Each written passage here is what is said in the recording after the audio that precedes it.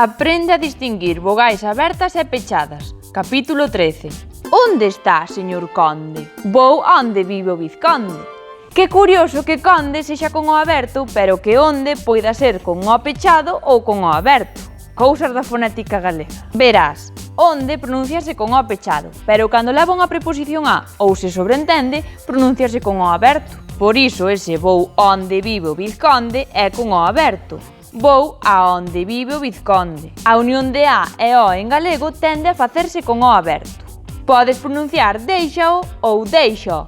O que sae redondo é que sexan con o pechado as palabras terminadas en onde. Abondo, dabondo, fondo, estrondo e, claro, redondo tamén. E hai o pechado tamén na inmensa maioría das acabadas en onda. Fonda, onda, monda, redonda, rotonda, sonda. Ti queda con que deste capítulo só conde chama atención polo seu o aberto. Un o aberto que aparece tamén en condesa. O aberto é pechado. Dígocho eu.